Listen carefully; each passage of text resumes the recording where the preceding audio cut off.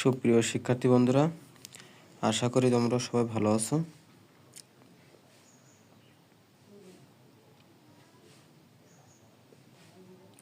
তো আজকে আমরা ভার্ব নিয়ে আসলে কথা বলবো। তো ভার্বটা হচ্ছে ভার্বের ক্লাসিফিকেশন নিয়ে কথা বলবো। তো আমরা জানি যে যে ওয়ার্ড দ্বারা কোনো কাজ করা বোঝায় তাকে ভার্ব বলে। অর্থাৎ যে ওয়ার্ড দ্বারা বা যে শব্দ দ্বারা কাজ করা বোঝায় তাকে ভার্ব বলে।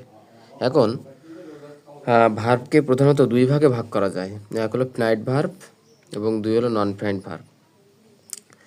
এখন আমরা প্রথমে জানবো যে ফিনাইট ভার্ব কাকে বলে এবং নন ফিনাইট ভার্ব কাকে বলে। ফিনাইট ভার্ব হচ্ছে যে ভার্ব দ্বারা বাক্যের কাজ সরাসরি সমাপ্ত হয় তাকে ফিনাইট